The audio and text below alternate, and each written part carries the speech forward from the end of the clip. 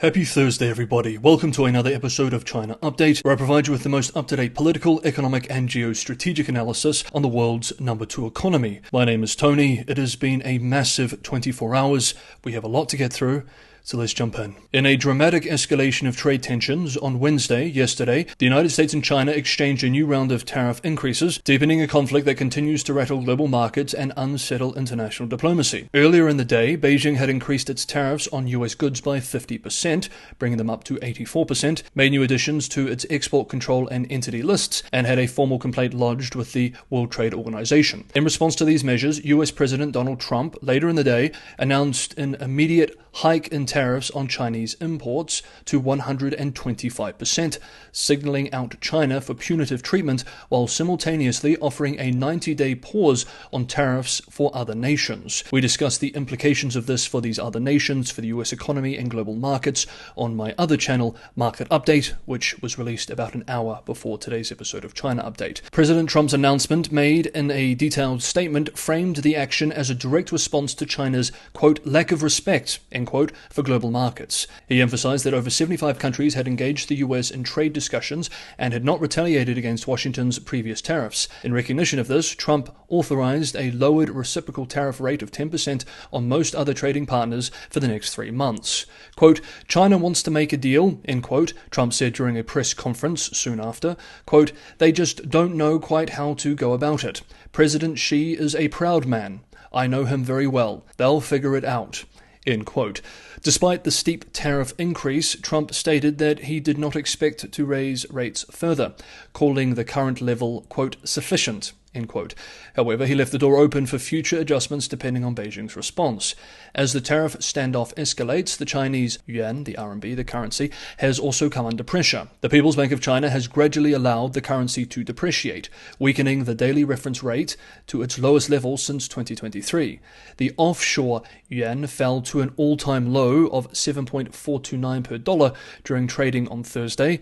Today, its weakest level in 18 years, raising fears that China may be turning to currency devaluation as a countermeasure. Wei Liangchang, a strategist with DBS Bank Limited, observed in a note today, quote, a large yuan depreciation would be too unsettling for markets and China's trading partners, and we do not see that outcome as likely. China could see a need to maintain goodwill with trading partners amid an increasingly fragmented global trading system. End quote. U.S. Treasury Secretary Scott Bessent issued a sharp warning against such a move, urging China not to, quote, devalue their way out of this, end quote. He added that many countries in the region were now seeking closer trade ties with Washington, while only China had chosen escalation. On Wednesday, the State Council Information Office also released a white paper titled China's Position on Some Issues Concerning China-U.S. Economic and Trade Relations.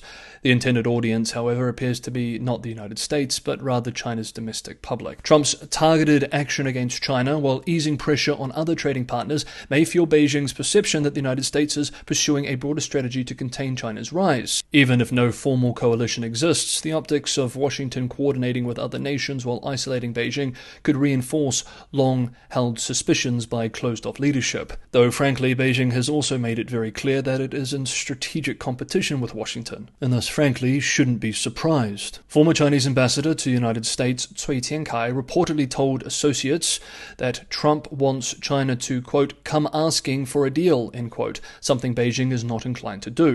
That assessment highlights the diplomatic impasse that now looms over the world's 2 largest economies. But with the United States market being much bigger than China's, and with China having a much larger surplus with the US, this hurts Beijing much more than Washington. For now, Trump's 90-day tariff pause for most countries appears to be a tactical move aimed at building goodwill and isolating China diplomatically. Whether it sets the stage for a multilateral approach to pressure Beijing, the beginning of a new global trade system in which China is excluded, a pre-WTO state of affairs, or simply serves as a temporary de-escalation, remains to be seen. As markets react and political leaders weigh their next steps, all eyes are now on Xi Jinping in Beijing and President Donald Trump in Washington. Will Xi seek to de-escalate tensions through back-channel diplomacy, or choose to respond with even greater force. This is being filmed midday in China, so by the time this is released, Beijing may have already made its next move. One thing is certain, the US-China trade war has entered a new, more dangerous phase, with the bilateral relationship itself at risk of collapse. We are in the middle of a truly global transformational period. If you want to be on top of the most up-to-date news and analysis on China as it relates to the world as it goes through this massive change, make sure you're subscribed to China Update, hit the bell notification icon, and you will be. If you're getting some value from today's episode, don't forget to hit the like button. And if you want to support the channel, this is a one-man band. It's just me doing everything. If you like to support independent creators and YouTubers, not reliant on corporate support, but on the audience, Patreon and Buy Me a Coffee links are in the description below. Thank you everyone for the ongoing support. Let's continue. The Panama port saga has taken yet another twist. A damning audit released this week has found widespread breaches in the contract held by Hong Kong-based C.K. Hutchison's subsidiary, Panama Ports, which operates two critical ports flanking the Panama Canal. The report issued by Panama's state controller, Enel Flores, claims that Panama lost at least $1.2 billion in revenue due to irregularities and generous tax exemptions. Flores called the contract abusive and announced plans to file criminal complaints against those involved in the controversial renegotiation. The timing of the audit is geopolitically charged. It landed just hours before U.S. Defense Secretary Pete Hegseth arrived in Panama, where he pledged to counter China's growing influence over the canal.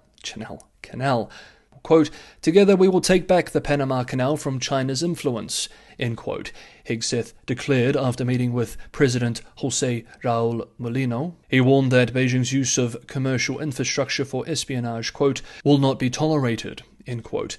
With CK's position in Panama under legal and political scrutiny, speculation is mounting that Panama could revoke the concession entirely. Should that happen, a consortium, including BlackRock, is rumored to be the leading contender to acquire the strategic asset. As we know, there was already a deal between CK Hutchison and BlackRock, but this has been shaky ever since its announcement. Now, despite all this, Beijing isn't sitting idly by. According to the US-based Wall Street Journal, Chinese state-backed giants like Costco Shipping Lanes and China Merchants have already initiated informal talks with Hutchison, preparing a fallback plan should the BlackRock bid collapse. Next up, the South Pacific Anglophone nation New Zealand has unveiled a sweeping new defense strategy aimed squarely at boosting deterrence in the face of growing concerns over China's regional ambitions. Announced Monday this week, the Defense Capability Plan marks the country's first such framework since 2019. Central to the plan is a pledge to double defense spending from 1% to 2% of GDP over the next 8 years, a significant shift from a traditionally low-spending military from a nation in a fairly safe neighbourhood, or at least was in a safe neighbourhood. The 12 billion New Zealand dollar, $6.6 billion US dollar commitment over 4 years, including 9 billion New Zealand dollars in new spending, will fund new aircraft, missile upgrades, maritime helicopters, and the extension of existing naval assets. Luxon, the New Zealand Prime Minister, framed the plan as a necessary response to a rapidly evolving security environment, warning that current defence investment, quote, "is simply too low," end quote, given today's global tensions.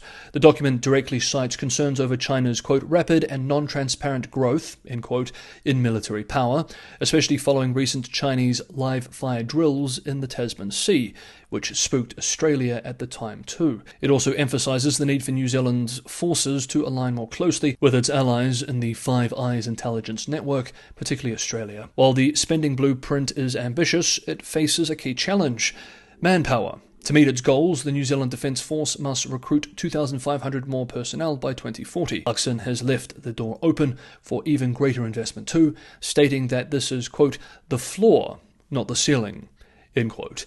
As China's influence expands, New Zealand is signalling that it does not want to be caught unprepared. And finally for today, according to new official data published today, Thursday, China's consumer deflation extended into a second consecutive month in March, adding pressure on policymakers as the growing trade war with the United States threatens to further drag on prices. The Consumer Price Index, CPI, slipped 0.1% year-on-year following a 0.7% drop in February, while core inflation, which excludes food and energy, rebounded to 0.5%. The broader trend remains worrying, with factory gate prices falling for a 30th straight month. The deepening deflation underscores the urgency for Beijing to reflate the economy. Authorities have pledged greater fiscal stimulus and are prioritizing domestic consumption to counter the external shocks. The National Bureau of Statistics noted that seasonal factors like warmer weather and reduced holiday travel weighed on prices, particularly food and tourism. However, of course, the root pressures run much deeper. Regular viewers know that China has been wrestling with chronically weak consumption and multiple systemic structural crises, from property to local fiscal conditions. Now they face this escalating trade war, which economists warn could shave up to 3% off China's GDP growth, as deflationary forces persist. Exacerbated by sluggish consumer demand and an ongoing property slump, China faces its longest period of falling prices since the 1960s, when tens of millions died during Mao's Great Famine. Beijing's challenge now is to reignite confidence before the deflation cycle deepens further. Okay, that is today's episode of China Update. Thank you so much, everybody, for watching. Have a good Thursday, and I will certainly see you for what will no doubt be another big day of developments tomorrow.